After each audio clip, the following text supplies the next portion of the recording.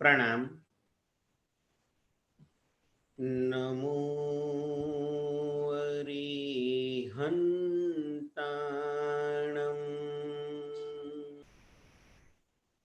नमो सिद्धाणम्।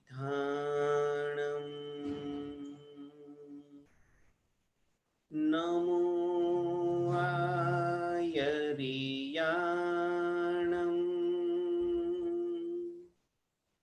नमो उवज्झायाणम्।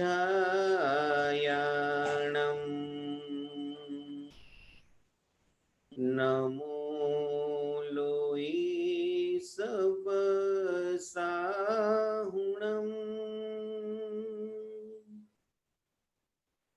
एषो पञ्च नमुकारो सर्वपावपणासनो मङ्गलाणं च सवेसिन् पठमं हवै मङ्गलम्। कल्याणपादपारामं श्रुतगङ्गाहिमाचलं विश्वाम्भोजरविन्देवं वन्दे श्रीनाथनन्दनम्। मङ्गलं भगवान् वीरो मङ्गलं गौतमप्रभो मङ्गलं स्थूलिभद्राद्या जैनधर्मोऽस्तु मङ्गलम्। ओंकारं बिन्दुसंयुक्तं नित्यं ध्यायन्ति योगिनः कामदं मोक्षदं चैव ओंकाराय नमो नमः। अज्ञानतिमिरान्धानां ज्ञानाञ्जनशलाकया नेत्रमुन्मीलितं येन तस्मै श्रीगुरवे नमः। અનંતાનંત તીર્થંકર ભગવંતો, ગણધર ભગવંતો, પૂર્વધર મહર્ષિઓ, પૂર્વાચાર્ય ભગવંતોના ચરણ કમળમાં ભાવભરી વંદના કરી નવ તત્વના માધ્યમે આપણે નવું એવું મોક્ષ તત્વની વિચારણામાં પ્રવેશ કરવાનો છે. પરમાત્માએ મુખ્ય બે તત્વ આપણને બતાવ્યા, જીવ તત્વ અને અજીવ તત્વ. એની અંદર જ આખી દુનિયાના બધા જ જીવો અને બધા જ પરમાણુઓ સમાઈ જાય. છતાં અજીવ તત્વના અલગ અલગ ભેદ બતાવી આપણા માટે વિઝન વધારે ખુલે એ માટે બે તત્વોમાંથી નવ તત્વની પ્રરૂપણા કરવામાં આવી. જીવ અજીવ, પછી પુણ્ય પાપ, આશ્રવ સંવર, નિર્જરા બંધ અને મોક્ષ. જીવ જેની અંદર ચેતના અને લાગણી છે, અજીવ જેને કોઈ પણ પ્રકારની ચેતના નથી, પુણ્ય જે જીવને સુખની અનુભૂતિ કરાવે, પાપ તત્વ જે જીવને દુઃખની અનુભૂતિ કરાવે, આશ્રવ એટલે આત્મા તરફ કર્મનું આવવું, સંવર એટલે આવતા કર્મને અટકાવવા નિર્જરા એટલે આત્મા ઉપર ચોંટીલા ગયેલા કર્મને છોડવા, બંધ એટલે આત્મા અને કર્મનું એકમેક થવું, અને મોક્ષ એટલે જે આત્મા સાથે કર્મ બંધાઈ ગયા છે એ કર્મનો સર્વથા ક્ષય થાય અને આત્મા પોતાના શુદ્ધ ઓરિજિનલ સ્વરૂપમાં પ્રગટ થાય, એનું નામ મોક્ષ તત્વ. સામાન્ય આટલી સમજણ મેળવ્યા બાદ હવે આપણે મોક્ષ તત્વને ઊંડાણથી વિચાર કરવો છે. સૌથી પહેલા તો હું અને તમે બધા જ છદ્મસ્ત અવસ્થામાં છીએ.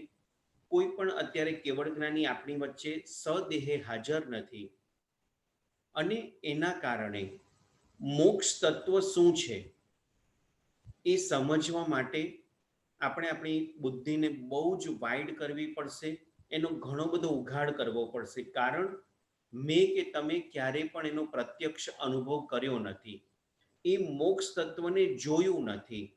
માત્ર પૂર્વધર મહર્ષિઓ, પૂર્વના ગુરુ ભગવંતો દ્વારા જે મોક્ષ તત્વની પ્રરૂપણા કરવામાં આવી, એ પ્રરૂપણાના આધારે એ તત્વને સમજવાનું છે. કારણ એક પણ જીવ મોક્ષે ગયા પછી સંસારમાં પાછો આવતો નથી, અને જે સંસારમાં છે એ મોક્ષે ગયા વગર એની સાચી અનુભૂતિ કરી ન શકે. આ બંને વસ્તુ બહુ જ ઊંડાણથી વિચારતા એમ લાગે કે મોક્ષ તત્વને જાણવું, સમજવું અને એને આચરણમાં મૂકવા માટેનો પુરુષાર્થ કરવો એ ખૂબ જ અઘરી વસ્તુ છે. છતાં તીર્થંકર ભગવંતોએ એટલી બધી ઉદારતાપૂર્વક, એવી કરુણા ભાવના સાથે આ મોક્ષ તત્વની સમજણ આપણા સુધી પહોંચાડવા માટે પ્રયત્ન કર્યો છે. એટલું જ નહીં, પૂર્વના ગુરુ ભગવંતોએ એની ઉપર વિશદ વિચારણા કરી અને મોક્ષ તત્વનો બરાબર રીતે આપણી અંદર ઉઘાડ થાય, ક્લિયર થાય, એ માટે ઘણા સુંદર પુરુષાર્થ કર્યા છે. તો આપણે એ તીર્થંકર ભગવંતોને અનુસરીએ, એ ગુરુ ભગવંતોને અનુસરીએ, અને વર્તમાનકાલીન જે ગુરુ ભગવંતો બિરાજમાન છે એમના પ્રવચનો દ્વારા, એમને લખેલા પુસ્તકો દ્વારા, એના દ્વારા પણ મોક્ષ તત્વની ઘણી બધી સમજણ આપણા સુધી પહોંચાડવામાં આવી છે. તો એના માધ્યમે આપણે એ તત્વને સમજવા માટે પ્રયત્ન કરીએ. સૌથી પહેલા મોક્ષ તત્વને લગતી આપણી 9 તત્વની 2 ગાથાઓ લઈશું આપણે, અને ત્યારબાદ એને સમજવા માટે પ્રયત્ન કરીશું. આપની પાસે પીડીએફ ફાઇલ હોય તો ગાથા નંબર 43 અને 44 એની ઉપર આજે આપણે થોડીક વિચારણા કરવી છે. આપ જોઈ શકશો, અહીંયા તેજસભાઈ સરસ રીતે આપણને સ્ક્રીન ઉપર પણ હાઇલાઇટ કરી રહ્યા છે, તો એમાં પણ આપણે જોઈ અને સમજી શકીશું. 43મી ગાથા. સંત પય પરુવણયા દભ્વ પમાણમ ચકિત્ત કુષ્ણાય કાલો અંતરમ ભાગ ભાવે અપ્પા બહુમ ચેવ. એટલે કે 9 પ્રકારના અનુયોગ દ્વારવાળે મોક્ષ તત્વની પ્રરૂપણા કરવામાં આવી છે. એનો સામાન્ય અર્થ આપણે એવું વિચારીએ તો પહેલી સતપદ પ્રરૂપણા છે, બીજું દ્રવ્ય પ્રમાણ છે, ત્રીજું ક્ષેત્ર છે, ચોથી સ્પર્શના છે, 5મા નંબરે કાળ છે, 6ઠ્ઠા નંબરે અંતર છે, 7મા નંબરે એના ભાગ એટલે કે વિભાગ કેવા પ્રકારે છે એ છે, 8મા નંબરે ભાવ છે, અને 9મા નંબરે અલ્પત બહુત્વ. આ દ્વારોથી મોક્ષની વિચારણા કરવાની છે. એમાં સૌથી પહેલા સદપદ કોને કહેવાય એના માટેની આ 44મી ગાથા લખવામાં આવી છે કે સંતમ શુદ્ધ પયત્તા વિચંતમ ખ કુસુમવન અસંતમ મુખત્તિપયમ તસૌ પરુવણા મગણા એહિમ. એટલે કે શુદ્ધ પદ હોવાથી મોક્ષ સત વિદ્યમાન છે. આકાશ કુસુમની જેમ અસત નથી. મોક્ષ એ પદ છે, તેની માર્ગણા આદિ દ્વારોથી પ્રરૂપણા કરાય છે. કદાચ આ વાત જલ્દીથી આપણા મગજમાં બેસે એવી નથી, ને શબ્દ પણ એટલા સહેલા નથી કે જલ્દીથી મગજમાં બેસે, પરંતુ એનું આપણે થોડુંક ઊંડાણથી વિવેચન વિચારીએ, થોડીક અર્થની વિચારણા કરીશું તો કદાચ આ વસ્તુ આપણા મગજમાં બરોબર બેસી જશે. હવે આપણી PDF file number 66, page number 66, એની ઉપર આ જ 2 ગાથાને અનુલક્ષીને થોડુંક અર્થનું વિશ્લેષણ કરવામાં આવ્યું છે. એની ઉપર આપણે વિચારણા કરીશું. અહીંયા હું પહેલા બેઠે બેઠો આખો પેરેગ્રાફ વાંચી જાઉં છું અને પછી હું તમને સમજાવવા માટે પ્રયત્ન કરીશ. તો અહીંયા સૌથી પહેલા જે પેરેગ્રાફ આપણી પીડીએફ ફાઇલમાં આપેલો છે એ વાંચી જઈએ, આપણે સમજી લઈએ કે મોક્ષ કોને કહેવાય. સઘળાઈ કર્મનો ક્ષય થવાથી પ્રગટ થયેલ આત્માનું શુદ્ધ સ્વરૂપ એને મોક્ષ કહેવામાં આવે છે. સંપૂર્ણપણે કર્મના બંધનથી મુક્ત થયેલ જીવ ઉર્ધ્વ ગતિએ એક જ સમયમાં સિદ્ધશિલા ઉપર એટલે કે લોકના અંતે પહોંચી જાય છે. ત્યાં બીજા અનંતા સિદ્ધના જીવો હોય છે. સિદ્ધ થયેલ જીવોને પાછું સંસારમાં આવવાનું રહેતું નથી. ત્યાં રહેલો જીવ પ્રતિ સમય જગતના સર્વ પદાર્થોના ત્રણેય કાળના પદાર્થોને જુએ છે અને જાણે છે અને અનંત સુખમાં માલે છે. જન્મ, જરા, મરણ, ભૂખ, તૃષા, રોગ, ચિંતા, દરિદ્રતા, શોક, ક્લેશ વગેરે સંસારના કોઈ પણ દુઃખો આ જીવોને કદી પણ ભોગવવાના હોતા નથી. જન્મનું કારણ કર્મ હતું, તેનો સંપૂર્ણ નાશ થવાથી હવે ક્યારે પણ મોક્ષમાં ગયેલા જીવને જન્મ લેવો પડતો નથી. ત્રણેય લોકના સર્વ જીવોના ત્રણેય કાળના એકત્રિત સુખથી સિદ્ધના એક જીવનું સુખ અનંત ગણું છે. મોક્ષ તત્વની વિચારણા અલગ અલગ દ્વારથી નીચે પ્રમાણે કરવાની છે. હવે જે પેરેગ્રાફ આપણે વાંચી ગયા એને થોડુંક ઊંડાણથી સમજીએ પુણ્યશાળી. સૌથી પહેલા મોક્ષ તત્વ એટલે કે મોક્ષ આ બે અક્ષરનું એક પદ છે. એને સતપદ કઈ રીતે કહેવાય કે જે પદનો ચોક્કસ અર્થ થતો હોય એને સતપદ કહેવામાં આવે. કે જે પદની અંદર કોઈક એવો અર્થ છુપાયેલો છે, કોઈક એવું રહસ્ય છુપાયેલું છે જેની સમજણ આપણે આના દ્વારા પ્રાપ્ત કરીએ છીએ. આ કોઈ એવો અધ્ધરતાલ શબ્દ નથી કે જેનો કોઈ અર્થ જ ન નીકળે. ઘણા બધા શબ્દો, ઘણા બધા અક્ષરો એવા હોય કે જેના કોઈ અર્થ જ નથી. તો એવી વસ્તુ આ દુનિયામાં વિદ્યમાન હોય એવું બને નહીં. શરૂઆતમાં જ્યારે આપણે નવતત્વની શરૂઆત કરીને પુણ્યશાળી, ત્યારે જીવ તત્વની વિચારણા કરતા હતા. એની અંદર આપણી પીડીએફ ફાઇલમાં જે એક શબ્દ મૂકવામાં આવ્યો હતો કે ટરરર, આવા નામની કોઈ વસ્તુ દુનિયામાં હશે? ત્યારે આપણે વિચારણા કરી હતી કે ના, આવી કોઈ જ જાતની વસ્તુ દુનિયામાં ન હોય, કારણ કે એનો કોઈ ચોક્કસ અર્થ નથી નીકળતો, એનું કોઈક વિશેષ રહસ્ય એ શબ્દની અંદર રહેલું નથી. એટલે એ નામની વસ્તુ કોઈ જ વિદ્યમાન હોતી નથી. એમ અહીંયા મોક્ષ તત્વ છે તો એનો ચોક્કસ અર્થ છે, એનું રહસ્ય છે. એટલા માટે મોક્ષ વિદ્યમાન વસ્તુ છે, એટલા માટે એને સત કહેવાય. સત એટલે કે જે વસ્તુ દુનિયામાં હાજર હોય એને સત કહેવાય. અને અસત એટલે જેની માત્ર કલ્પના હોય પણ એ વસ્તુ વિદ્યમાન ન હોય એને અસત કહેવાય. જેમ કે આકાશમાં ખીલેલું ફૂલ, તો આ વસ્તુ અસત છે. આકાશમાં કોઈ દિવસ ફૂલ ખીલે જ નહીં. ફૂલને ખીલવા માટે ઝાડ જોઈએ, છોડ જોઈએ, કંઈ પણ એનો આધાર જોઈએ તો એ ફૂલ ખીલી શકે. તો ઝાડનું ફૂલ અથવા તો લતાનું ફૂલ અથવા તો છોડનું ફૂલ એ હજી સત છે, પરંતુ આકાશનું ફૂલ એ અસત કલ્પના છે માત્ર.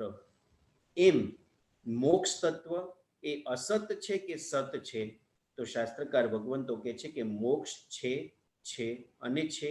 કારણ હું અને તમે સુખ મેળવવા માટે ઈચ્છીએ છીએ અને દુઃખથી દૂર થવા માટે પ્રયત્ન કરીએ છીએ.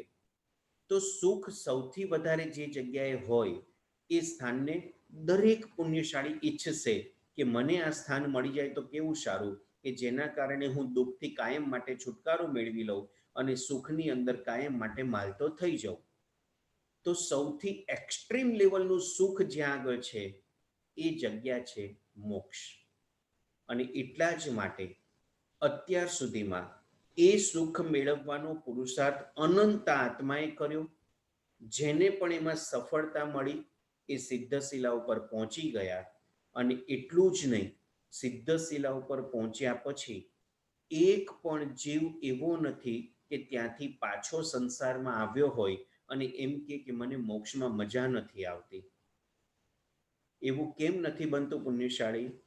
કારણ ત્યાં એટલું બધું સુખ છે, એટલું બધું સુખ છે, એક્સ્ટ્રીમ લેવલનું સુખ છે કે આ દુનિયાની અંદર હું અને તમે જે સુખની વ્યાખ્યામાં બંધાયા છીએ જે કંઈ આપણી કલ્પના છે કે આવી આવી પરિસ્થિતિ, આવા આવા વસ્તુઓ અથવા તો આવી આવી વ્યક્તિઓ મને મળે તો એનાથી હું સુખી થઉં, તો આ બધા જ સુખને ભેગા કરવામાં આવે.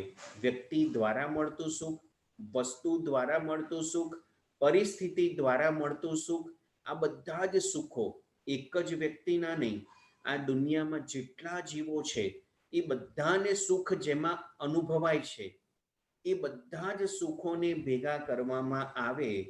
એમાં પણ ભૂતકાળના સુખોને ઉમેરવામાં આવે, ભવિષ્યમાં મળનારા સુખોને પણ અંદર ઉમેરવામાં આવે. આટલા બધા સુખો ભેગા કરીએ છતાં પણ શાસ્ત્રકાર ભગવંતો કહે છે કે મોક્ષમાં એક જ જીવ જે સુખની અનુભૂતિ કરે છે એ આપણા કરતા અનંત ગણા સુખની અનુભૂતિ કરે છે. એટલે કે સંસારી જીવના બધા જ જીવોના બધા જ સુખોને ભેગા કરવામાં આવે એના કરતા મોક્ષની અંદર રહેલા એક જીવનું સુખ અનંત ગણું વધારે છે. અને એટલા જ માટે મોક્ષે ગયા પછી એક પણ જીવ પાછો સંસારમાં આવતો નથી. બરાબર છે પુણ્યશાળી? તો આ વસ્તુને સમજવા માટે ફરીથી આપણે થોડુંક એને વિસ્તાર કરીશું, થોડુંક એને ઊંડાણથી સમજવા પ્રયત્ન કરીશું. સૌથી પહેલા તો આપણને બધાને દુઃખમાંથી મુક્તિ જોઈએ છે અને સુખને મેળવવા માટે આપણે પ્રયત્ન કરીએ છીએ. તો કયા કયા દુઃખો આપણને નથી ગમતા એનું લિસ્ટ આ પેરેગ્રાફની અંદર શાસ્ત્રકાર ભગવંતે આપણને આપી દીધું. તમે જો ધ્યાનથી જોયું હશે તો એને થોડુંક સમજ્યા હશો તો થોડોક તમને ખ્યાલ આવશે. હું ફરીથી સમજાવું. આ દુનિયામાં છે ને મરવું કોઈને ગમતું નથી, તો મરવાનું દુઃખ કોઈને જોઈતું નથી, મોક્ષમાં ક્યારે પણ મરવાનું નથી. એટલા માટે પણ મોક્ષ ઉપાદેય તત્વ બને છે, એટલે કે મેળવવા લાયક તત્વ બને છે. એમ હવે હું જેટલી પણ વસ્તુ બોલું છું એ બધી જ વસ્તુ તમે ધ્યાનથી સાંભળજો કે વૃદ્ધાવસ્થા કોઈને ગમતી નથી, મોક્ષમાં વૃદ્ધાવસ્થા ક્યારે પણ આવતી નથી. રોગથી શરીર ગ્રસ્ત થઈ જાય. કદાચ જો રૂમની લાઇટ ઓછી હોય ને તો લાઇટ ચાલુ કરશો, કારણ કે બહારના અજવાળા લીધે છે ને આપનું ફેસ એકદમ જી જી જી જી હા, મચ બેટર. શ્યોર. સરસ. છતાં ઈચ્છામી દુક્કડમ આજે થોડીક તકલીફ છે, એટલે કદાચ બહાર હમણાં સનરાઈઝ થઈ જશે ને જો બહારનો પ્રકાશ વધશે ને તો થોડીક ડાર્કનેસ લાગશે, પણ છતાં આપણે વાંધો નહીં, સમજવા માટે બરાબર છે. હા, બરાબર છે. જી, થેન્ક યુ, થેન્ક યુ. હાજી, તો આપણે વાત કરતા હતા કે અહીંયા જે દુઃખ આપણને ગમતા નથી એમાંથી એક પણ દુઃખ મોક્ષમાં નથી, એટલા માટે પણ મોક્ષ મેળવવા જેવો છે. તો પહેલા નંબરે વિચારણા કરીએ આપણે કે મરવું ગમતું નથી તો મોક્ષમાં મરવાનું નથી, વૃદ્ધાવસ્થા ગમતી નથી, મોક્ષમાં વૃદ્ધાવસ્થા નથી, રોગગ્રસ્ત શરીર થઈ જાય એવું કોઈને ગમતું નથી, મોક્ષની અંદર રોગ કોઈ પણ પ્રકારના નથી, શોક આવી જાય, સ્નેહી સ્વજન વગેરે આપણાથી ખોટા પડી જાય, ચાલ્યા જાય અને શોકમાં ગરકાવ થઈ જઈએ એવું કોઈને ગમતું નથી, તો મોક્ષની અંદર ક્યારે પણ શોકમય વાતાવરણ નથી. આપણને બહુ જ ભૂખ લાગે અને ખાવાનું ન મળે તો ભૂખનું જે દુઃખ છે એ આપણાથી સહન થતું નથી, મોક્ષમાં ક્યારે પણ ભૂખ લાગવાની નથી, કારણ કે અણાહારીપણું એ આત્માનો સ્વભાવ છે. તો ભૂખનું દુઃખ ગમતું નથી, મોક્ષમાં ક્યારે પણ ભૂખ લાગવાની નથી. એવી રીતે તરસ બહુ જ લાગે છતાં પાણી પીવા ન મળે તો તરસનું દુઃખ પણ આપણને ગમતું નથી, મોક્ષમાં કોઈ પણ જાતની તરસ નથી. થાક બહુ જ લાગી જાય તો આપણને ગમતું નથી, મોક્ષની અંદર કોઈ પણ પ્રકારનો થાક નથી. વિષાદમાં પડી જઈએ, ઊંડાણથી આમ મનની અંદર બેચેની આવી જાય, મન ચક્રાવે ચડી જાય એવું આપણને ગમતું નથી, મોક્ષમાં સચ્ચિદાનંદની અંદર કાયમ માટે વિહરવાનું હોવાથી આવા વિષાદનું વાતાવરણ મોક્ષની અંદર નથી. કજ્યો ક્લેશ કંકાસમય વાતાવરણ આપણને ગમતું નથી, મોક્ષની અંદર ક્યારે પણ કજ્યો ક્લેશ કંકાસ આપણને આપવાના નથી. ઠંડી બહુ જ પડે એવું આપણે સહન નથી કરી શકતા, બહુ ઠંડી આપણે ગમતી નથી, મોક્ષમાં ઠંડી નથી. બહુ જ ગરમી આપણને લાગે એવું પણ વાતાવરણ આપણાથી સહન થતું નથી, મોક્ષમાં ગરમી પણ નથી. કોઈ આપણને હેરાન કરે, પરેશાન કરે, ત્રાસ આપે એ આપણને ગમતું નથી, મોક્ષમાં કોઈ હેરાન કરવાનું નથી, કોઈ ત્રાસ આપવાનું નથી, નીરવ શાંતિ છે. કોઈ આપણી ઉપર જુલમ કરે એ પણ ગમતું નથી, મોક્ષમાં કોઈ આપણી ઉપર જુલમ કરવાનું નથી. અને 7 પ્રકારના ભય જે સંસારમાં સતાવી રહ્યા છે એ ભયથી આત્મા ભયગ્રસ્ત બની જાય છે. મોક્ષમાં કાયમ માટે અભયપ્રદની પ્રાપ્તિ છે. કોઈ પણ પ્રકારનો ડર, કોઈ પણ પ્રકારનો ભય મોક્ષની અંદર છે નહીં. એટલા માટે પણ મોક્ષ મેળવવાનો છે. બરાબર છે પુણ્યશાળી? તો આ બધી વસ્તુની વિચારણા આપણે નેગેટિવ એંગલથી કરી કે જે વસ્તુ આપણને નથી ગમતી એમાંની એક પણ વસ્તુ મોક્ષમાં નથી, એટલા માટે મોક્ષ મેળવવા જેવો છે. તો હવે કોઈ કહેશે કે આટલી બધી નેગેટિવ વાત કરી તો મોક્ષમાં છે શું? કંઈક પોઝિટિવ તો બતાવો કે જેના કારણે મોક્ષમાં જવાનું મન થાય. ચોક્કસ જ્ઞાની મહાપુરુષો આપણને બતાવી જ રહ્યા છે કે અજ્ઞાની હોવું, મૂર્ખ હોવું કોઈને ગમતું નથી. બરાબર છે પુણ્યશાળી? બધાને જ્ઞાન જોઈએ છે, બધાને વિદ્વત્તા જોઈએ છે કે મારા જેવો હોશિયાર આ દુનિયામાં કોઈ ન હોય અને હું બધાને જે કંઈ સલાહ આપું, જે કંઈ હું વિચારું એ બધું સાચું જ પડે, સાચું જ બને, એ રીતનું જ્ઞાન જો મારી અંદર આવી જાય તો કેવું સારું. તો અહીંયા આપણી મૂર્ખતા છે, જે કંઈ અજ્ઞાનતા છે એ બધું દૂર થાય છે અને મોક્ષની અંદર અનંત જ્ઞાન નામનો ગુણ આપણો પ્રગટ થાય છે. અને એના કારણે આ દુનિયાની અંદર કઈ કઈ ઘટનાઓ કઈ જગ્યાએ કેવી રીતે ભૂતકાળમાં બની હતી, વર્તમાનમાં બની રહી છે અને ભવિષ્યમાં બનવાની છે, આ સંપૂર્ણ જ્ઞાન, ત્રણેય કાળનું સંપૂર્ણ જ્ઞાન મોક્ષમાં છે. હવે તો મોક્ષમાં જવાનું ગમશે ને પુણ્યશાળી? બરાબર ને? અજ્ઞાનતા નથી ગમતી તો અજ્ઞાનતા અહીંયા મૂકીને જ જવાનું છે. મૂર્ખતા નથી ગમતી, મૂર્ખતાને અહીંયા છોડી દેવાની છે. કારણ કે આ બધી કર્મજન્ય અવસ્થા છે. મોક્ષમાં એક પણ પ્રકારના કર્મ નથી. એટલે આત્માની અંદર રહેલો અનંત જ્ઞાન ગુણ એનું સંપૂર્ણતયા પ્રકટીકરણ છે અને એટલા માટે પણ મોક્ષ મેળવવા જેવો છે. તો હવે આપણે પોઝિટિવ એંગલથી વિચારણા કરીએ છીએ. પહેલા શું ન હોય તો મોક્ષ ગમે એની વિચારણા કરી. હવે શું હોય તો મોક્ષ મળે ગમે, એમાં અનંત જ્ઞાન છે એટલા માટે પણ મોક્ષ ગમાડવાનો છે. બીજા નંબરે અનંત દર્શન છે. કોઈ આંધળો વ્યક્તિ હોય અને બિલકુલ જોઈ શકતો ન હોય, કોઈને આંખે મોતૈયા આવ્યા હોય અને જોવાની દ્રષ્ટિ કુંઠિત થઈ ગઈ હોય, શક્તિ તો મળી હોય પણ છતાં આંખની અંદર કોઈક એવા રોગ વગેરે થયા હોય કે જેના કારણે જોવાની દ્રષ્ટિ કુંઠિત થઈ જાય, પાછી ખેંચાઈ જાય, તો આપણને ગમતું નથી. એટલું જ નહીં, હું અને તમે બધા વિચારીએ કે મને આ દિવાલ પાછળ શું ઘટના ઘટી રહી છે એ જો દેખાવા માંડે તો કેવું સારું. બરાબર છે ને પુણ્યશાળી? તમે ત્યાં અમેરિકામાં બેઠા છો, હું અહીંયા ઇન્ડિયામાં બેઠો છું. મને એમ થાય કે અહીંયા બેઠા બેઠા અમેરિકામાં બધા સ્વાધ્યાયી એવી સરસ સાધના કરી રહ્યા છે, મને દેખાય તો કેવું સારું, હું એની અંતઃકરણથી અનુમોદના કરી શકું. એક એક મુમુક્ષુ આત્મા પ્રત્યેક ક્ષણે મોક્ષ તરફ આગળ વધવા માટે કેવો કેવો પુરુષાર્થ કરી રહ્યા છે, એ મને એ સ્પષ્ટ દેખાય તો કેવું સારું, એવું આપણને બધાને ઈચ્છા થાય ને પુણ્યશાળી? તો મોક્ષની અંદર અનંત દર્શન છે. દર્શનાવર્ણીય કર્મનો સંપૂર્ણ ક્ષય થઈ જાય છે અને એના કારણે આ દુનિયાના તમામ ભાવોને પ્રત્યક્ષ રીતે આત્મા જોઈ શકે છે. અત્યારે અનંતા સિદ્ધ ભગવંતો જે મોક્ષમાં બિરાજમાન છે એ મને અને તમને પ્રત્યક્ષ જોઈ રહ્યા છે. ભલે આપણે અત્યારે એકબીજાને ડિવાઇસથી જોઈએ છે, કોઈ યંત્રના માધ્યમે હું અને તમે એકબીજાને જોઈ રહ્યા છે, છતાં એની પણ એક લિમિટ છે. એના લિમિટેશન્સ ઘણા બધા છે. પાવર ઓફ થઈ જાય, બેટરી ડાઉન થઈ જાય, નેટવર્ક કપાઈ જાય તો આપણે એકબીજાને જોઈ શકવાના નથી. પરંતુ મોક્ષની અંદર પોતાના આત્માનો અનંત દર્શન ગુણ એટલા બધા સંપૂર્ણ થયા ખીલેલો છે કે જેના કારણે એ સિદ્ધના જીવો મને અને તમને પ્રત્યક્ષ રીતે જોઈ રહ્યા છે અને આપણે જે કંઈ પ્રવૃત્તિઓ કરી રહ્યા છે બધું પ્રત્યક્ષ રીતે નિહાળી રહ્યા છે.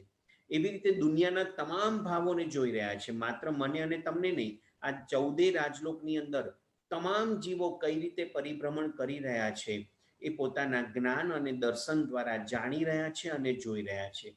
તો આપણને અનંત દર્શન ગુણ સંપૂર્ણતયા પ્રગટી જાય એવી અવસ્થા મને અને તમને ગમવાની છે. તો એ અવસ્થા મોક્ષની અંદર છે એટલા માટે પણ મોક્ષ મેળવવા જેવો છે. ત્યારબાદ સારું આચરણ, ગુડ કેરેક્ટર બધાને ગમે છે પુણ્યશાળી. ખરાબ બિહેવિયર કોઈને ગમતું નથી. કોઈ પણ વ્યક્તિ આપણું ઇન્સલ્ટ કરે, અપમાન કરે, કોઈ જેવું તેવું વર્તન કરી જાય, જેવું તેવું બોલી જાય, એ કોઈ દિવસ આપણને ગમતું નથી. પણ ગુડ બિહેવિયર, ગુડ કેરેક્ટર બધાને ગમે છે.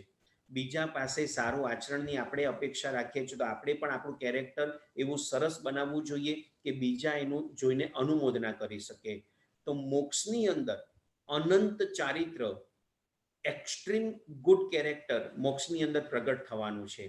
એટલા માટે પણ મોક્ષ મેળવવા જેવો છે, કારણ કે ત્યાં આપણા થકી બીજા એક પણ જીવને ક્યારે પણ હેરાન નહીં કરીએ, પરેશાન નહીં કરીએ. દરેક જીવને આપણા થકી અભયદાન મળી જશે. કોઈ પણ જીવની હિંસા મોક્ષની અંદર એક ક્ષણ ભાર પણ નથી, એક રતિ ભાર પણ નથી. બરાબર છે પુણ્યશાળી? તો એકદમ ગુડ કેરેક્ટર, એક્સ્ટ્રીમ લેવલનું અનંત ચારિત્ર નામનો આત્માનો ગુણ એ પ્રગટ થતો હોવાથી મોક્ષ મેળવવા જેવો છે. અનંત જ્ઞાન, અનંત દર્શન, અનંત ચારિત્ર, આ બધા ગુણો આત્માના પ્રગટ થાય છે, એટલે મોક્ષ મેળવવા જેવો છે. ચોથા નંબરે આપણને બધાને શારીરિક શક્તિ સારી મળે ને, બધાને ગમે છે. દરેકને એમ થાય કે WWF ની અંદર બધા જે પહેલવાનો આવે છે ને, એ બધાને હું પછાડી દઉં એવી શક્તિ મારી અંદર ક્યારે પ્રગટે. અથવા તો કોઈએ આપણું ઇન્સલ્ટ કર્યું, અપમાન કર્યું, પણ એ બહુ જ કેપેબલ વ્યક્તિ હોય, બહુ જ શારીરિક સશક્ત વ્યક્તિઓ હોય, તો એની સામે આપણે રિએક્ટ કરી શકતા નથી. જ્યારે આપણને એમ થાય કે મારી અંદર જો આવી શક્તિ આવી જાય, 6.5 ફૂટની મારી પણ હાઈટ હોય, આમ પહેલવાન કદાવર મારું શરીર હોય, અને બધાને હું પછાડતો જોઉં, કોઈ મારી સામે આંગળી ઊંચી કરીને જોઈ ન શકે એવી શક્તિ અને સામર્થ્ય મને મળી જાય તો કેવું સારું. આ તો સંસારની વાત થઈ. હું ધર્મના ક્ષેત્રની વાત કરું તો મારે 99 યાત્રા કરવી છે, પણ મને તરત વિચાર આવશે મારા પગ એટલો સાથ દેશે ખરા? મારું શરીર તો બહુ નબળું છે, હું કેવી રીતે 99 યાત્રા કરીશ? મારે 28ની તપશ્ચર્યા કરવી છે, માસક્ષમણ કરવા છે, સિદ્ધિ તપ કરવો છે, પણ મારે તપની અંદર હું આટલો બધો આગળ નહીં વધી શકું, કારણ કે મારી શારીરિક શક્તિ ઓછી છે. તો મને શરીરની શક્તિ એવી સરસ મળે, જેમ હસરત્ન સુરીશ્વરજી મહારાજા લગભગ 111, 12, 115 ઉપવાસ સુધી લગભગ પહોંચી ગયા છે. અત્યારે એક સરખી રીતે ઉપવાસની પોતાની તપશ્ચર્યામાં સુંદર રીતે આગળ વધે છે.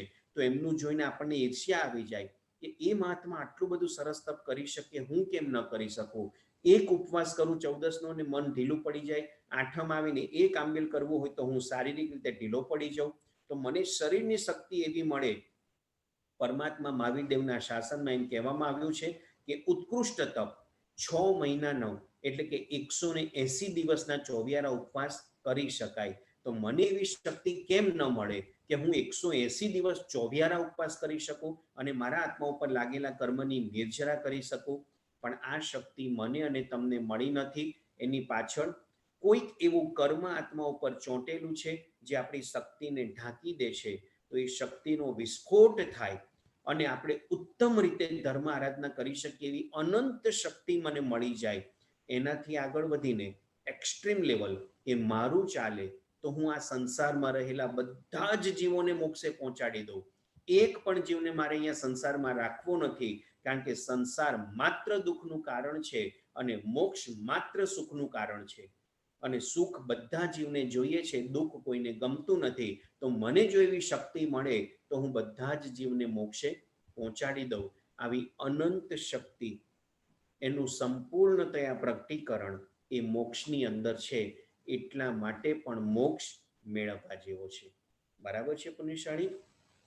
5મા નંબરે સંસારમાં આપણે ઊંચ નીચ કોઈને ગમતું નથી. આ હાયર લેવલના વ્યક્તિ છે, આ લોઅર લેવલના વ્યક્તિ છે, આ સારા કુળમાંથી આવેલા વ્યક્તિ છે, આ નીચા કુળમાંથી આવેલા વ્યક્તિ છે. આવું ઊંચ નીચ પણ આપણને ગમતું નથી. બધા એક સરખા જીવો હોય તો કેવું સારું. તો મોક્ષની અંદર અગુરુ લઘુપણાનો સંપૂર્ણ ગુણ ખીલી જાય.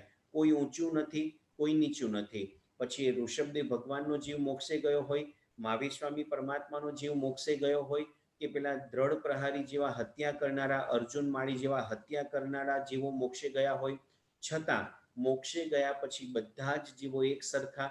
કોઈની અંદર તરતમતા નથી, કોઈની અંદર ભેદ પ્રભેદ નથી. કે આ તીર્થંકરનો જીવ છે, આ ગણધરનો જીવ છે, આ સામાન્ય કેવડીનો જીવ છે, આ સાધુ સાધ્વી હતા એટલે પૂજનીય છે, કે આ સામાન્ય વ્યક્તિઓ હતા એટલે પૂજનીય નથી, એવું કાંઈ જ નથી. મોક્ષની અંદર બધા એક સરખા લેવલથી, બધા જ એક સરખા સિદ્ધના જીવો, બધાનું એક સરખું જ્ઞાન, એક સરખું દર્શન, એક સરખું ચારિત્ર, એક સરખી શક્તિ એટલે કે અનંત વીર્ય, આ બધું જ એક સરખું હોવાથી મોક્ષમાં કોઈ જાતનું ઊંચા નીચાપણું નથી. એટલે પણ મોક્ષ મેળવવા જેવો છે. ત્યારબાદ સારા કે ખરાબ પૂતગલો આ સંસારની અંદર આપણને રાગ કે દ્વેષ જન્માવતા હોય છે. સારી વસ્તુ દેખાય અને તરત જ રાગ દશા જાગૃત થઈ જાય, આંખો એ તરફ આકર્ષિત થઈ જાય, સારા રૂપ જોઈએ, સારી વસ્તુઓ જોઈએ અને એના કારણે આપણે રાગ દશામાં ખેંચાઈ જઈએ. એવી રીતે ખરાબ વસ્તુઓ જોવાઈ જાય તો આપણે દ્વેષ ભાવની અંદર જતા રહીએ છીએ. મોક્ષની અંદર સારું પણ નથી, ખરાબ પણ નથી, અરૂપીપણું છે. અને અરૂપીપણું હોવાના કારણે કોઈ પણ પ્રકારના રાગ દ્વેષના ભાવ ત્યાં આગળ થતા નથી. એટલા માટે પણ મોક્ષ મેળવવા જેવો છે. મોક્ષની અંદર જન્મ જ નથી એટલે મોક્ષની અંદર મરણ પણ નથી. ત્યાં વૃદ્ધાવસ્થા નથી, જરા નથી, રોગ નથી, શોક નથી. બધું જે આપણે જોયું આ બધું જન્મના કારણે છે અને જન્મ માત્ર કર્મના ઉદયના કારણે છે. આપણે આટલો બધો જીવચાર અને નવતત્વનો અભ્યાસ કર્યો પુણ્યશાળી, એની અંદર હવે તો આપણને આ બધી વસ્તુઓ એકદમ ક્લિયર થઈ હોવી જોઈએ કે જે ગતિ યોગ્ય કર્મ બાંધ્યું હોય તે ગતિમાં આપણને જન્મ મળે. મનુષ્ય ગતિ, દેવગતિ, તિર્યંજ ગતિ, નરક ગતિ.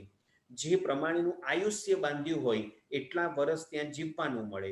અત્યારે હું અને તમે મનુષ્ય ગતિમાં, એમાં પણ કોઈનું 50, 70, 80, 100 વર્ષનું આયુષ્ય જેટલું લઈને આવ્યા હોઈશું એટલો સમય મનુષ્ય ગતિમાં પસાર કરવાનો. પણ આ જન્મ જ કર્મનું કારણ છે. જ્યાં કર્મજન્ય અવસ્થા જ નથી એ મોક્ષની અંદર ક્યારે પણ જન્મ નથી એટલે કે અજન્મા, અને જેનો જન્મ નથી એનું મૃત્યુ નથી. એટલે કાયમ માટે અજર અમર સ્થાનની અંદર અનંત કાળ સુધી અનંત અવ્યા બાદ સુખની અંદર માલવાનું છે, રહેવાનું છે. એટલે જ્યાં જન્મ અને મરણની કોઈ જાતની અવસ્થા નથી એવું સ્થાન, આયુષ્ય કર્મનો સંપૂર્ણતયા ક્ષય થઈ જાય એટલે મોક્ષની અંદર આપણને અક્ષય સ્થિતિ મળી જાય એવી સ્થિતિમાં કાયમ માટે રહેવાનું છે. અહીંયા એક વસ્તુ યાદ આવે છે, જૈન શાસનની અંદર જન્મ પામેલો બચ્ચો ક્યારે પણ પોતાનો બર્થડે ઉજવે નહીં, કોઈ પણ દિવસ જન્મ દિવસની ઉજવણી કરે નહીં. કારણ કે એને જ્ઞાન હોય, એ તત્વ સમજેલો હોય કે જન્મ માત્ર દુઃખનું કારણ છે, જન્મ માત્ર મૃત્યુનું કારણ છે. એક એક ક્ષણ આપણે મૃત્યુ તરફ આગળ વધી રહ્યા છે અને એનું સેલિબ્રેશન હોય ખરું પુણ્યશાળી? કોઈ દિવસ ન હોય. જે પોતે જન્મનું સેલિબ્રેશન કરે છે, સમજી રાખજો હજી સુધી જૈન શાસનને સાચા અર્થમાં સમજી શક્યા નથી. સાચા અર્થમાં તત્વ એને હજી સમજાયું નથી. ભલે કદાચ ભણવા માટે જીવિચાર, નવતત્વ, દંડક, સંગ્રહણી, 6 કર્મગ્રંથ બધું ભણી ગયા હોય, પણ આટલું ભણ્યા પછી પણ પોતાના જન્મ દિવસને સેલિબ્રેટ કરવાનું જો મન થાય છે, એના માટે સરસ મજાના પાર્ટીના આયોજન થાય છે, ડિનર કે લંચની વ્યવસ્થાઓ થાય છે, તો સમજી રાખવાની જરૂર છે કે હજી સુધી અંદર રહેલું જૈનત્વ પ્રગટ થયું નથી. ચોક્કસપણે આપણે મિથ્યાત્વના માર્ગે છે અને એટલા માટે સાચો જૈન ક્યારે પણ જન્મદિવસનું સેલિબ્રેશન બાહ્ય આડંબરપૂર્વક ન કરે. હા, ઘણા બધા એવા સાત્વિક મહાપુરુષોને જોયા છે કે પોતાનો જન્મદિવસ હોય કે ફેમિલીમાં કોઈનો પણ જન્મદિવસ આવે એ દિવસે આયંબી તપની આરાધના કરે, વિશેષ રીતે ધર્મ કાર્યમાં પ્રવૃત્ત થાય. એટલું જ નહીં, અનાથ આશ્રમમાં, વૃદ્ધાશ્રમમાં, મેન્ટલ હોસ્પિટલ વગેરેમાં જઈ અને પોતે યોગ્ય દાન આપે, યોગ્ય સેવા ભક્તિ કરે કે મને પરમાત્માની કૃપાથી આવું સરસ શરીર મળ્યું.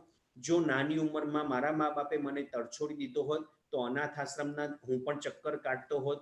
જો મારા દીકરા દીકરી મારાથી વિપરીત થયા અને વૃદ્ધાશ્રમમાં મને ધકેલી દીધો હોત તો આ વૃદ્ધો જેવી દશા મારી હોત. એ બધી સારી સારી વિચારણા કરી અને અનાથ આશ્રમમાં હેલ્પ કરે, વૃદ્ધાશ્રમમાં જઈને સેવા આપે, મેન્ટલ હોસ્પિટલ, સામાન્ય હોસ્પિટલ બધે જઈને સેવા યોગ્ય કાર્ય કરે અને આ જન્મને સફળ બનાવવા માટે પ્રયત્ન કરે.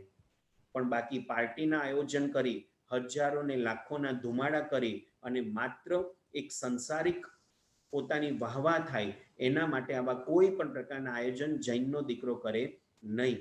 એટલા માટે આ તત્વ સમજવું બહુ જરૂરી છે કે જન્મ માત્ર કર્મને અનુસારે છે, કર્મના ઉદયના કારણે છે, અને કોઈ દિવસ કર્મના ઉદયથી જે પણ પરિસ્થિતિ મળી હોય એની ઉજવણી ક્યારે પણ કરાય નહીં. બરાબર છે પુણ્યશાળી? ખ્યાલ આવી ગયો હશે. તો આપણે અક્ષય સ્થિતિ જોઈએ છે. પ્રત્યેક ક્ષણે મૃત્યુના મુખમાં પ્રવેશ કરવાનો, આગળ વધવાનું જે પણ અત્યારે આપણી ગતિ છે એને આપણે કાયમ માટે અટકાવી દેવી છે. અનંત અવ્યાબાદ સુખ જ્યાં પ્રાપ્ત થાય અને અક્ષય સ્થિતિ પ્રાપ્ત થાય એ મેળવવા માટે પ્રયત્ન કરવો છે. એટલા માટે પણ મોક્ષ મેળવવા યોગ્ય છે. એટલે જન્મ મરણના દુઃખ નથી એવી અક્ષય સ્થિતિ જ્યાં પ્રાપ્ત થાય છે. અને સૌથી છેલ્લા નંબરે જે સૌથી પહેલી વાત કરી એ હવે પાછી અહીંયા છેલ્લા નંબરે આવે છે કે સુખ દરેકને ગમે છે, દુઃખ કોઈને ગમતું નથી. તો આ જ વસ્તુ મોક્ષની અંદર છે. અવ્યાબાદ સુખ, વેદનીય કર્મનો સંપૂર્ણ ક્ષય થતા, શાતા અને અશાતા વેદનીય કર્મનો સંપૂર્ણ ક્ષય થઈ જતા આત્માનો અનંત અવ્યાબાદ સુખનો જે ગુણ છે એ સંપૂર્ણતયા પ્રગટ થઈ જાય અને એના કારણે પણ મોક્ષ મેળવવા જેવો છે. તો આ 8 મૂળભૂત ગુણો આત્માના જે પ્રગટ થાય છે એના કારણે પણ મોક્ષ મેળવવા જેવો છે. અને 8 ગુણોનું પ્રગટીકરણ માત્ર ને માત્ર મોક્ષમાં થાય છે. સંસારમાં 4 ગુણો પ્રગટી જાય. જ્ઞાનાવર્ણીય કર્મનો સંપૂર્ણ ક્ષય થતા આત્મા સર્વજ્ઞ બને. મોહનીય કર્મનો સંપૂર્ણ ક્ષય થતા આત્મા વિતરાગ બને. એ અવસ્થા હજી સંસારમાં પ્રગટ થાય, પરંતુ નામ કર્મનો સંપૂર્ણ ક્ષય, આયુષ્ય કર્મનો સંપૂર્ણ ક્ષય, ગોત્ર કર્મનો સંપૂર્ણ ક્ષય, વેદનીય કર્મનો સંપૂર્ણ ક્ષય, આ બધું તો માત્ર ને માત્ર મોક્ષમાં જ પ્રગટ થાય છે. આ સંસારમાં જ્યાં સુધી શરીરના બંધનમાં આત્મા બંધાયેલો છે ત્યાં સુધી એને અઘાતી કર્મ તો ભોગવવા જ પડે છે. ઘાતી કર્મનો ક્ષય આત્મા કરે છે, પરંતુ અઘાતી કર્મ તો એની સાથે ચોંટેલા જ છે. એ અઘાતી કર્મનો જેવો સંપૂર્ણ ક્ષય થઈ જાય પછી 1 સેકન્ડ માટે પણ આત્મા આ ધરતી ઉપર, આ 14 રાજલોકમાં અંદર 4 ગતિની અંદર ક્યાં પણ પરિભ્રમણ કરતો નથી. 14 રાજલોકના ટોપ લેવલમાં જ્યાં સિદ્ધશિલા આવેલી છે એ સિદ્ધશિલા ઉપર આત્મા પહોંચી જાય છે.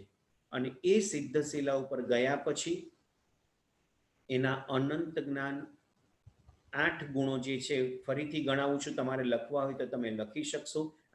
આગળ લખ્યા હોય તો એને રિવાઇઝ કરજો, યાદ કરજો. આત્માનો અનંત જ્ઞાન, અનંત દર્શન, અનંત ચારિત્ર, અનંત વીર્ય, અવ્યાબાદ સુખ, અગુરુ લઘુપણું, અરૂપીપણું અને અક્ષય સ્થિતિ. આ 8 ગુણો સંપૂર્ણતયા જ્યાં ખીલી જાય છે એ મોક્ષને મારે અને તમારે પ્રાપ્ત કરવાનો છે. આપણા સૌનું અંતિમ લક્ષ્ય જો કોઈ હોય, એચીવ પોઈન્ટ હોય, આપણો ગોલ હોય, આપણો ટાર્ગેટ હોય, જે પણ ભાષામાં તમે સમજી શકો, એ છે મોક્ષ. અને જ્યાં સુધી મોક્ષને લક્ષ્યમાં રાખીને સાધના ન થાય ત્યાં સુધી આત્મા ક્યારે પણ મોક્ષે પહોંચી શકતો નથી.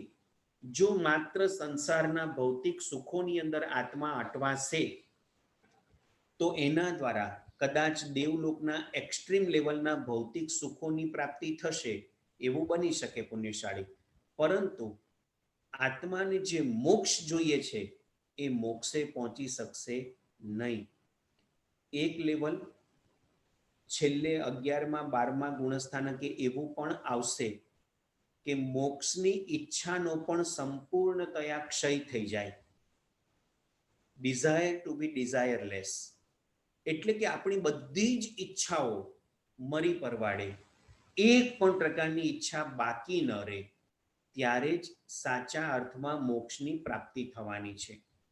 ત્યાં સુધી મોક્ષ પણ મળવાનો નથી. પરંતુ હજી આપણે પહેલા ગુણસ્થાનકમાં છીએ, ચોથા ગુણસ્થાનકમાં છીએ કે 5મા ગુણસ્થાનકમાં છીએ, આપણને અંતરથી ખબર નથી.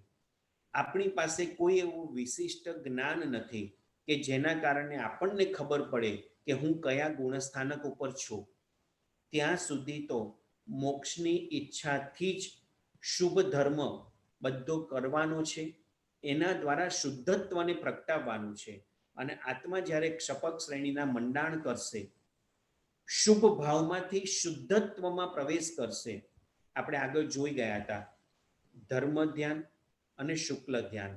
ધર્મ ધ્યાનમાંથી શુક્લ ધ્યાનમાં પ્રવેશ કરશે અને શુક્લ ધ્યાનના બીજા તબક્કામાં આત્માનો જ્યારે પ્રવેશ થશે ત્યારે આ સંસારની તમામ ઈચ્છાઓ મરી પરવારશે.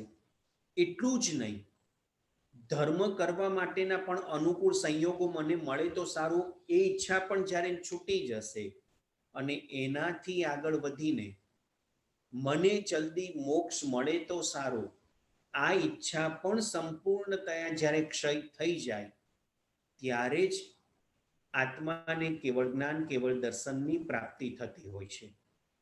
પણ આ બહુ એક્સ્ટ્રીમ લેવલની વાતો છે પુણ્યશાળી. હું અને તમે આ ભવની અંદર એક ક્ષપક શ્રેણીના મંડાણ કરી શકીએ એવું સક્ષમ શરીર આપણને મળ્યું નથી, એવું સંઘયણ બળ મને કે તમને પ્રાપ્ત થયું નથી.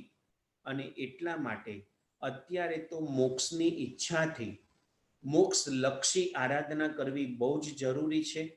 અને જે કંઈ પણ ધર્મ આરાધન વગેરે કરીએ છીએ એની અંદર લક્ષ મોક્ષનું રાખીને જ આ બધું કરવાનું છે.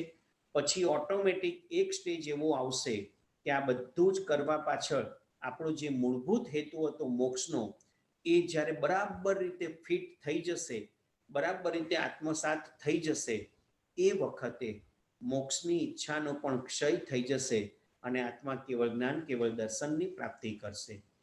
બરાબર છે. આજે બહુ જ સામાન્ય ભાષામાં, સરળ ભાષામાં મોક્ષ તત્વને સમજવા માટે પ્રયત્ન કર્યો છે, મોક્ષ તત્વને સમજવા માટે પુરુષાર્થ કર્યો છે. અને એ મોક્ષ તત્વ બરાબર બેસી જશે તો હવે જે તાત્વિક રીતે મોક્ષની વિચારણા નવતત્વકાર ભગવંતે આપણને બતાવી છે એ બરાબર રીતે આપણા મગજમાં ફિટ થશે. નહીતર જો સીધી આ નવ અનુયોગ દ્વારમાં આપણે પ્રવેશ કરી દઈએ તો કદાચ આપણા માટે ઘણી બધી વાતો હંબક અથવા તો મગજમાં ફિટ ન થઈ રીતે અધ્ધરતાલ પસાર થઈ જાય. એટલા માટે આખું આ મોક્ષ તત્વનું વિશ્લેષણ આપણે સમજી શકીએ એવી ભાષામાં લેવા માટે પ્રયત્ન કર્યો છે, પુરુષાર્થ કર્યો છે.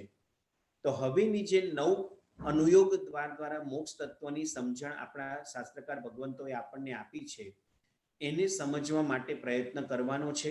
એમાં સૌથી પહેલા સતપદ એને આપણે સમજવાનું છે.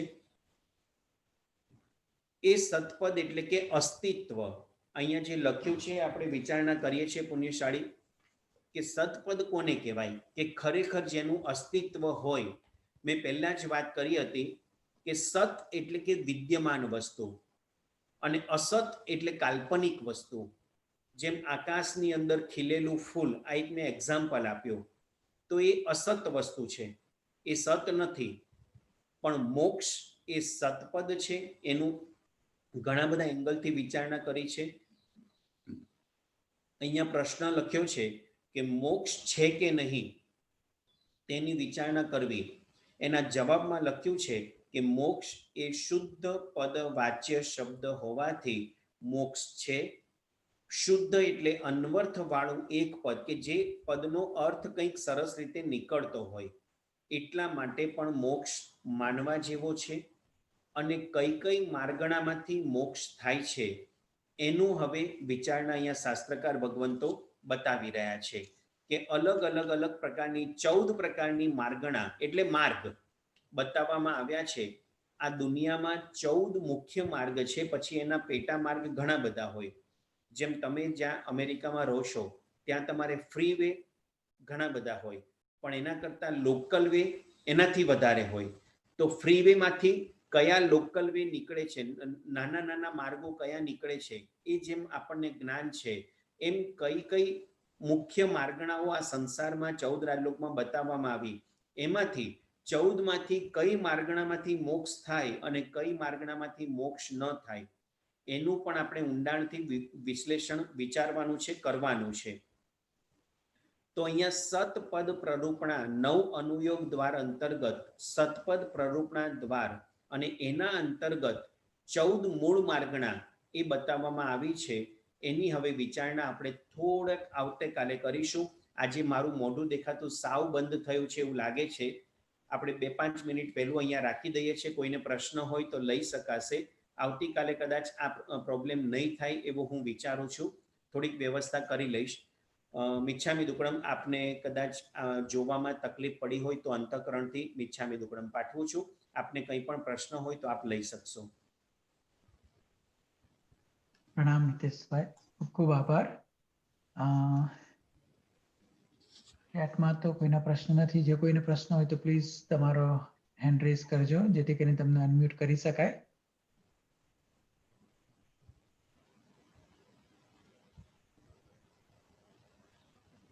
મોક્ષ તત્વ બધાને બહુ સરસ રીતે બેસી ગયું છે, એટલા માટે કોઈ પ્રશ્ન નથી થતો. પુણ્યશાળી ના, 2 પ્રશ્ન હેન્ડ રેઝ થયા છે. બહુ ગંભીર વિષય છે. આઈ થિંક લોકો ગંભીરતાથી સાંભળતા એવું લાગે છે. ના, સરસ. આપણે વાંધો નહીં. ખાસ તો છે ને, હું ને તેજસભાઈ આપણે મીટિંગ શરૂ થઈને એની પહેલા વિચારણા કરતા હતા અને એક સહજતાથી બોલાઈ ગયું કે આજે આપણે મોક્ષની અંદર પ્રવેશ કરવાનો છે. સમજણના માધ્યમે કે પ્રેક્ટિકલ એ વસ્તુ સેકન્ડ લેવલની છે, પણ મોક્ષમાં પ્રવેશ કરવો છે એવી એક સામાન્ય હસી મજાકમાં વાત થઈ ગઈ અને એવું લાગ્યું કે ના, આપણે બધા જ બસ આવા સરસ તાત્વિક સમજણના માધ્યમે એક સાથે, જેમ પુંડરીક સ્વામી 5 કરોડ સાથે મોક્ષે ગયા, કૌરવ અને પાંડવ 20 કરોડ મુનિવરો સાથે મોક્ષે ગયા, એમ આપણે બધા એક જ સાથે મોક્ષે પહોંચી જઈએ તો કેવો આનંદ હશે, એ દ્રશ્ય કેવું હશે અને ભાવ કેવા હશે, એની એક માત્ર આજે કલ્પના આવી ગઈ ને ખૂબ હૃદયમાં આનંદ પ્રગટી ગયો. ચોક્કસ આપણે બીજી વાતો નથી કરવી. કોઈને પ્રશ્ન હોય તો આપણે પૂછીએ અને એનું સમાધાન મેળવવા પ્રયત્ન કરીએ. હાજી, મુકેશભાઈ અને પ્રજ્ઞાબેન, આપને અનમ્યુટ રિક્વેસ્ટ મોકલું છું. હાજી, બોલો. પ્રણામ ગુરુજી. અચ્છા, આજે કોઈના પ્રશ્ન નહોતા એટલે મારો એક જ પ્રશ્ન હતો કે મને છે ને અતિચારમાં થોડુંક સમજવું છે, શીખવું છે, તો આપ મને અમુક શબ્દોના અર્થ મને ખબર નથી પડતા, તો આપ મને છે ને મને પર્સનલી વોટ્સએપની અંદર વોઇસ મેસેજ યા તો ટેક્સ્ટ મેસેજ મોકલજો. હું શક્ય એટલું આપને સમાધાન આપવા માટે પ્રયત્ન કરીશ. હા, ફક્ત 15-20 મિનિટ માટે મેં શબ્દો નક્કી કરી રાખ્યા છે કે મને આટલા શબ્દોના અર્થ શીખવા છે, તો પ્લીઝ જરા. હાજી, જરૂર જણાવો. ચોક્કસ. Okay, thank you very much. Okay. તેજસભાઈ, તમને અનમ્યુટ કરું છું. આપનો પ્રશ્ન પૂછજો. પ્રણામ હિતેશભાઈ. આજે કોઇન્સિડન્ટલી જ આજે આપણે મોક્ષ માર્ગની વાત કરીએ ને આજે જ તમે આરોપી થતા જાઓ છો. Anyway, simple question. આપણે મોક્ષ આઈ થિંક ફક્ત મનુષ્ય ગતિમાંથી જ મળી શકે કે બીજી કોઈ ગતિમાંથી પણ મોક્ષ થઈ શકે ખરો? બહુ જ સરસ પ્રશ્ન છે તેજસભાઈ. હવે આપણે બસ સમજવાનું એ જ આવતું હતું. કદાચ આજે વસ્તુ સમજવામાં લઈ પણ લેવાની હતી, પણ થોડી આ ડાર્કનેસ વધારે આવી ગઈ એટલે મારું પણ મન પાછું પડ્યું. હવે જે આવતીકાલે વિચારણા કરવી છે કે 14 પ્રકારની માર્ગણામાં પહેલી માર્ગણા છે ગતિ દ્વાર, એટલે કઈ ગતિમાંથી મોક્ષ થાય. એમાં 4 ગતિ આપણને બતાવી કે મનુષ્ય, તિર્યંશ, દેવ અને નારકી. એમાં માત્ર ને માત્ર મનુષ્યમાંથી જ મોક્ષ થાય. દેવ ગતિમાંથી પણ મોક્ષ થતો નથી. તિર્યંશ અને નરગતિની વાત તો ઘણી બધી દૂર છે, પણ દેવ ગતિમાંથી પણ મોક્ષ નથી થતો. એ જ વસ્તુ મારે સમજાવવાની હતી, છતાં આપે પ્રશ્ન પૂછી લીધો તો ચોક્કસ માત્ર મનુષ્ય ગતિમાંથી જ મોક્ષ થાય છે, એ સિવાયની એક પણ ગતિમાંથી મોક્ષ થતો નથી. બરાબર છે? આભાર. અશોકભાઈ, આપને અનમ્યુટ કરું છું. આપનો પ્રશ્ન પૂછજો. પ્રણામ હિતેશભાઈ.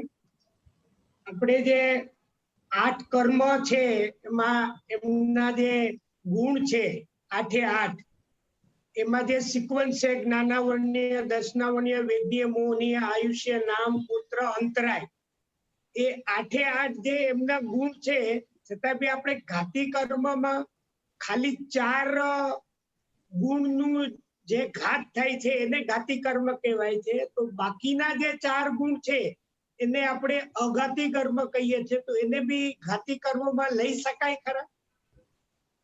ન લઈ શકાય પુણ્યશાળી. કારણ શું છે? જે કર્મ આત્માના મૂળભૂત ગુણનો ઘાત કરે એને ઘાતી કર્મ કહેવાય, અને ઉત્તર ગુણનો જેનાથી ઘાત થતો હોય એને અઘાતી કર્મ કહેવાય. તો મૂળભૂત ગુણની અંદર જ્ઞાન, દર્શન, ચારિત્ર અને અનંત એટલે વીર્ય, આ ચાર મૂળભૂત આત્માના ગુણો છે, અનંત શક્તિ. તો એનો ઘાત થતો હોવાથી જે કર્મ દ્વારા એનો ઘાત થાય એને ઘાતી કર્મ કહેવાય. એટલા માટે જ્ઞાનાવર્ણ્ય, દર્શનાવર્ણ્ય, મોહનીય અને અંતરાય આ ચાર કર્મને ઘાતીમાં લીધા. હવે અગુરુ લઘુપણું, અરૂપીપણું, અક્ષય સ્થિતિ અને અવ્યાબાદ સુખ આ આત્માના ઉત્તર ગુણો છે, મૂળભૂત ગુણો નથી. અને એટલા માટે એ કર્મને એ ગુણને જે કર્મ આતરે છે એટલે કે ઢાંકે છે એને આપણે અઘાતી કર્મ કહીશું.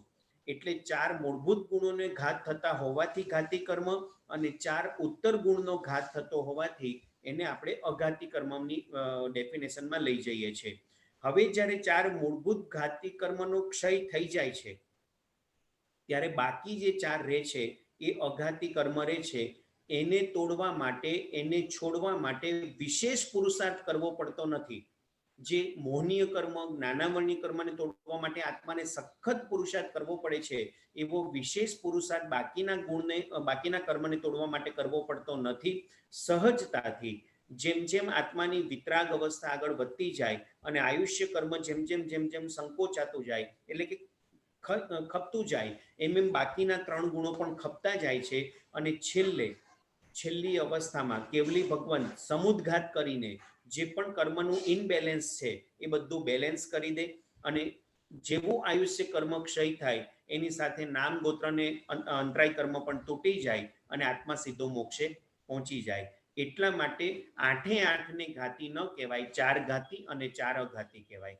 બરાબર છે પુણ્યશાળી? આભાર. ચેટમાં એક વિન્ડો આવી છે કે જે 8 ગુણ આપે કયા એ ફરી એકવાર રિપીટ કરી શકાય? હાજી ચોક્કસ. ફરીથી તમારે જો નોંધવા હોય તો નોંધી શકશો. અનંત જ્ઞાન નંબર 1, અનંત દર્શન નંબર 2, અનંત ચારિત્ર 3, અનંત વીર્ય 4. બરાબર છે પુણ્યશાળી? અગુરુ લઘુપણું 5, અક્ષય સ્થિતિ 6, અરૂપીપણું 7 અને અવ્યાબાદ સુખ 8. આ 8 આત્માના ગુણો છે. એનું સંપૂર્ણતયા પ્રગટીકરણ મોક્ષની અવસ્થામાં છે. એટલા માટે મોક્ષ મેળવવા જેવો છે. બરાબર પુણ્યશાળી?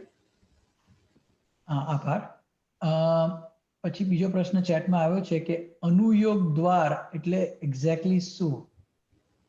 હાજી, દ્વાર એટલે જેની અંદર પ્રવેશ કરવા માટેનો રસ્તો.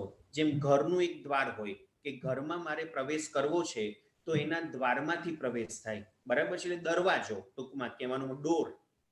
તો અનુયોગ દ્વાર એટલે કે મોક્ષ જેવી વસ્તુ છે એ કયા કયા દ્વારથી સમજી શકાય. પેલું ઘરમાં પ્રવેશ કરવાનું જે દ્વાર છે ફિઝિકલ છે. જ્યારે અહીંયા સ્પિરિચ્યુઅલ લેવલથી મોક્ષ કઈ રીતે આપણને મળી શકે અથવા તો મોક્ષ તત્વની સમજણ કયા દ્વારથી આપણને મળી શકે એને અહીંયા અનુયોગ દ્વાર કહેવામાં આવ્યા. અને એમાં 9 અલગ અલગ એંગલથી વિચારવામાં આવે છે. આખો છે ને આ ન્યાયશાસ્ત્રનો વિષય છે. જો કાલે શરૂઆતમાં અનુકૂળતા હશે તો 2-5 મિનિટ એ ન્યાયશાસ્ત્ર માટે હું બતાવીશ કે આપણું જૈન શાસન કેટલું બધું સમૃદ્ધ છે કે માત્ર આવી તત્વની વિચારણા કરીને મૂકી નથી દીધું, પણ સામાજિક લેવલે, વ્યવહારિક લેવલે, ધર્મના લેવલે દરેક વ્યવહારો સરસ રીતે ચાલે, કોઈ પણ જાતની તકલીફ ન પડે ને તકલીફ આવે તો એનું સમાધાન કઈ રીતે થાય એ માટે ન્યાયશાસ્ત્રના ગ્રંથો, તર્કશાસ્ત્રના ગ્રંથો પણ આપણી અંદર મૂકેલા છે. ન્યાય એટલે જજમેન્ટ થયું, તર્કશાસ્ત્ર એટલે વકીલાત થઈ. તો આ બધું જ આપણી અંદર ભણવામાં મૂક્યું છે. એની સાથે સાથે એસ્ટ્રોલોજીના બધા વિષયો એટલે જ્યોતિષશાસ્ત્ર, એના પણ 8 પ્રકાર. હથેળી દ્વારા જ્યોતિષશાસ્ત્ર જાણવું, કપાળ એટલે કે મુખાકૃતિ દ્વારા જ્યોતિષશાસ્ત્ર જાણવું, જન્મ સમય ઉપરથી જ્યોતિષશાસ્ત્ર એટલે જન્મ કુંડળી ઉપરથી જ્યોતિષશાસ્ત્ર જાણવું, પગની અંદર જે રેખાઓ છે એના લક્ષણ ઉપરથી એનું ભવિષ્ય કથન કરવું, એની કોઈ પણ વ્યક્તિનું લખાણ હોય, એ લખાણ ઉપરથી એ વ્યક્તિનો સ્વભાવ શું હશે અથવા તો એનું ભવિષ્ય શું હશે, બધું જ્યોતિષ શાસ્ત્ર, આવું 8 પ્રકારે અલગ અલગ જ્યોતિષ શાસ્ત્ર આપણે ત્યાં બતાવવામાં આવ્યું છે. તો આ બધું જ જૈન શાસનની અંદર કેટલો બધા સમૃદ્ધશાળી ગ્રંથો મૂકેલા છે, એ તો જ્યારે આપણે જાણીએ, સમજીએ અને વાંચન કરીએ, શીખીએ ત્યારે ખબર પડે કે જૈન શાસન કેટલું બધું સમૃદ્ધ છે. મારો મૂળ હેતુ સમજાવવાનો એ હતો કે અનુયોગ દ્વાર એને ન્યાયશાસ્ત્રથી મોક્ષ તત્વને કઈ રીતે સમજવો, એને આવતીકાલે સવારે થોડીક અંશે વિચારણા કરીશું કે આ દુનિયામાં વ્યવહારિક રીતે જેને જજમેન્ટ કહી શકાય, ન્યાય આપી શકાય, તો એ મોક્ષ તત્વ છે ખરેખર કઈ રીતે ખબર પડે, તો ન્યાયશાસ્ત્રને અનુલક્ષીને મોક્ષ કેવી રીતે છે એની સમજણ પ્રાપ્ત કરવી. ત્યારબાદ મોક્ષ તત્વમાં કેટલી સંખ્યામાં જીવો છે, કેટલી સંખ્યામાં ઓછા છે, કેટલી સંખ્યામાં વધારે છે, કેટલા ક્ષેત્રની અંદર એ મોક્ષ આવેલો છે, આ બધા અલગ અલગ એંગલથી મોક્ષ તત્વને જાણવા સમજવા પ્રયત્ન કરવો, એને અનુયોગ દ્વાર કહેવામાં આવે છે. એની વિશેષ સમજણ આપણે આવતીકાલથી વિચારીશું. આજે પહેલું સતપદ પ્રરૂપણા દ્વાર એની વિચારણાની શરૂઆત કરી છે, હજી પૂરું નથી થયું, અને ત્યારબાદ અલગ અલગ એંગલથી વિચારણા કરવી એને અનુયોગ દ્વાર કહેવામાં આવે છે. બરાબર છે પુનિશાળી? આભાર. તેજસભાઈ, thank you for pointing that આપણા 8 ગુણો 65માં પાના પર છે. જરા ક્વિકલી અહીંયા સ્ક્રીન ઉપર બતાડું છું કે જે લોકોને નોટ કરવું હોય તો અહીંયા પણ જોઈ શકશે. જી સરસ. તેજસભાઈ અત્યારે 8 ગુણો અહીંયા મૂક્યા છે. એમાં જે ચોથી કોલમ છે કયા ગુણને ઢાંકે, યસ પરફેક્ટ, એની અંદર આત્માના 8 ગુણો લખેલા છે. તો તમે એમાંથી પણ આ નોટ કરી શકશો, લખી શકશો. અને એ જ્ઞાનને અનંત જ્ઞાન ગુણ છે, તો કયા કર્મથી ઢંકાય એનું નામ પહેલા લખેલું છે કે જ્ઞાનાવર્ણ્ય કર્મથી અનંત જ્ઞાન ગુણ ઢંકાઈ જાય. એવી રીતે દર્શનાવર્ણ્ય કર્મથી અનંત દર્શન ગુણ ઢંકાઈ જાય, એમ એના ક્રોસ મેચિંગ પણ લખેલા છે. તો એ પણ તમે એના ઉપરથી નોંધી શકશો અને જોઈ શકશો પુણ્યશાળી. આભાર તેજસભાઈ. બીજો પ્રશ્ન ચેટનો આવ્યો છે કે જો બધા જીવો મોક્ષમાં સાથે જાય તો એકબીજાને સિદ્ધશિલા પર ઓળખી શકે છે? બહુ જ સરસ પ્રશ્ન છે. આ વસ્તુ હજી આગળ આપણે વિચારણામાં આવવાની જ છે કે મોક્ષની અંદર ક્યારેય પણ જગ્યા ઓછી થવાની નથી, વધવાની નથી. જેટલી જગ્યા છે એટલી જ રહેવાની છે. છતાં ભૂતકાળમાં અનંતા જીવો મોક્ષે ગયા, ભવિષ્યમાં અનંત જવાના છે. કોઈને જગ્યાની તકલીફ પડવાની નથી. અત્યારે હું અને તમે ફિઝિકલ બોડી સાથે કોઈ એક હોલમાં કે રૂમમાં ભેગા થઈએ તો આપણું શરીર અમુક જગ્યા રોકે છે, પરંતુ આત્મા અરૂપી છે અને અરૂપી હોવાના કારણે એક સોયની અણી જેટલી જગ્યા પણ આત્મા એક્વાયર્ડ એટલે કે રોકવાનો નથી. અને એટલા માટે મોક્ષની અંદર પહેલા જે જીવો ગયેલા છે એનાથી આખો સિદ્ધશિલાનો ભાગ કમ્પ્લીટ ભરાયેલો છે. અત્યારે મોક્ષમાં સોયની અણી જેટલો ભાગ ખાલી નથી કે જ્યાં કોઈ મોક્ષનો જીવ ન હોય. અને ભવિષ્યમાં આપણે જઈશું તો આપણા માટે પણ આરામથી જગ્યા થઈ જશે, એની કોઈ ચિંતા કરવાની જરૂર નથી. એ હજી આપણે આગળ ડિટેલમાં સમજીશું પુણ્યશાળી. બરાબર છે? હાજી. કનુભાઈ, આપને અનમ્યુટ રિક્વેસ્ટ મોકલું છું, આપ અનમ્યુટ કરશો અને પ્રશ્ન પૂછજો આપનો. હાજી બોલો. પ્રણામ નીતિશભાઈ. જી પ્રણામ. મોક્ષ તત્વને લગતો સવાલ નથી, પણ જ્ઞાનાવર્ણ્ય કર્મને લગતો સવાલ છે, પૂછી શકું? હાજી બોલો. આપણે જ્ઞાનપદના દુહામાં આવે છે જ્ઞાનાવર્ણ્ય જે કર્મ છે ક્ષય ઉપશમતસ થાય રે, તો જ્ઞાનાવર્ણ્ય કર્મનો ઉપશમ થાય ખરો? હા થાય ને. અત્યારે મારું અને તમારું ઉપશમ જ છે, ક્ષય નથી થતો. અત્યારે ઉપશમ એટલે દબાય છે. અમુક અંશે જ્ઞાનાવર્ણ્ય કર્મ તૂટે અને એનો ક્ષય થાય, અને અમુક અંશે જ્ઞાનાવર્ણ્ય કર્મ દબાય અને ઢંકાઈ જાય છે. એટલે ક્ષય અને ઉપશમ બંને વસ્તુ થઈ રહી છે. ક્ષય એટલે આત્માથી સંપૂર્ણતયા છૂટું પડીને નાશ પામી જાય, અને ઉપશમ એટલે અમુક અંશે ઢંકાઈ જાય. જેમ સ્પ્રિંગને તમે 2 આંગળી અને અંગૂઠાની વચ્ચે આમ દબાવી દો તો સ્પ્રિંગ દબાઈ જાય, પરંતુ જેવી આંગળી છોડી દો એટલે સ્પ્રિંગ પાછી એના મૂળભૂત અવસ્થામાં આવી જાય. એમ જ્ઞાનાવર્ણ્ય, દર્શનાવર્ણ્ય વગેરે કર્મ આત્મા ઉપરથી સંપૂર્ણતયા ક્ષય થઈને છૂટા પણ પડી જાય, પણ ઘણી વખત એ કર્મ દબાઈ જાય. એટલા માટે એને ઉપશમ કહેવામાં આવે. જ્યારે કર્મગ્રંથની ભાષામાં વાત કરું તો આત્મા મોક્ષે જવા લાયક સાધના શરૂ કરીને શુક્લ ધ્યાનમાં પ્રવેશ કરે ત્યારે બે પ્રકારની શ્રેણીના મંડાણ થાય, ક્ષયોપશમ શ્રેણી અને ક્ષાયિક. એટલે ક્ષાયિક ભાવે જ્યારે આગળ વધી રહે, સંપૂર્ણ આત્મા ઉપરથી કર્મનો ક્ષય કરતો કરતો જ્યારે આત્મા આગળ વધે ત્યારે કેવળ જ્ઞાનની પ્રાપ્તિ કરી લે. પણ ક્ષાયોપશમિક ભાવથી એટલે કે કર્મને દબાવતો દબાવતો જો આગળ વધે તો 11મા ગુણસ્થાનક સુધી પહોંચે. પણ એ કર્મ દબાયેલા હોવાના કારણે એ વખતે પાછો એનો કોઈક એકાદો કષાય ઉદયમાં આવી જાય મોહનીય કર્મનો, અને એના કારણે આત્મા 11મા ગુણસ્થાનકથી પાછો પડે અને પાછો 5મા 6ઠા ગુણસ્થાનકે 4થા ગુણસ્થાનકે યાવત પહેલા ગુણસ્થાનકે પણ આવી જાય. એટલે ઉપર ચડીને જે પાછું પડાય છે એ ઉપશમના કારણે, અને ઉપર ચડતા ચડતા સીધું કેવળ જ્ઞાન મળી જાય એ ક્ષયના કારણે. એટલે જ્ઞાનાવર્ણીય દર્શનાવર્ણીય બધાનો ક્ષય પણ હોઈ શકે અને ઉપશમ પણ હોઈ શકે. બરાબર છે પુનિશાળી? હા, આભાર. એક પ્રશ્ન ચેટમાં આવ્યો છે કે ઘાતી કર્મને તોડવા માટે સ્ત્રીપણું કે પુરુષપણુંનું કોઈ મહત્વ ખરું? ચંદન મોહનીય બાળાજી. કર્મ એમાં પુરુષ વેદ, સ્ત્રી વેદ અને નપુંસક વેદ એનો ભેદ બતાવવામાં આવ્યો છે. આપણે મોહનીય કર્મના જો 28 પ્રકારના ભેદ આપને ખ્યાલમાં હોય પુણ્યશાળી, તો એમાં આ 3 ભેદ બતાવવામાં આવ્યા છે, પુરુષ વેદ, સ્ત્રી વેદ અને નપુંસક વેદ. તો આ બધું ઘાતી કર્મ જ છે. કોઈ પણ આત્મા, પછી એ મનુષ્યથી પુરુષ હોય, સ્ત્રી હોય કે નપુંસક હોય, બધા જ ઘાતી કર્મનો ક્ષય કરી શકે છે અને કેવળ જ્ઞાન કેવળ દર્શનની પ્રાપ્તિ કરીને મોક્ષે પહોંચી શકે છે.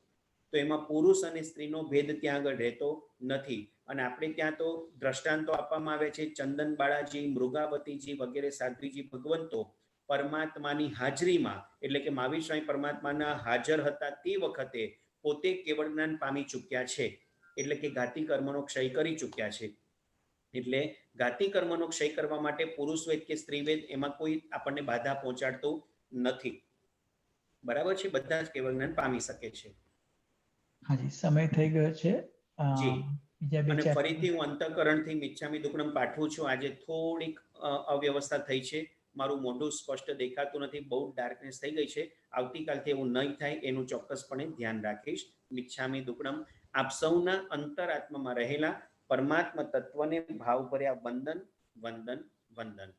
જીનાજ્ઞા વિરુદ્ધ કાંઈ પણ બોલાયું હોય તો મિચ્છામી દુક્કડમ. સર્વમંગલ માંગલ્યમ સર્વકલ્યાણ કારણમ પ્રધાનમ સર્વધર્માણામ જૈનમ જયતિ શાસનમ. બોલો શ્રી મહાવીર સ્વામી ભગવાન કી જય.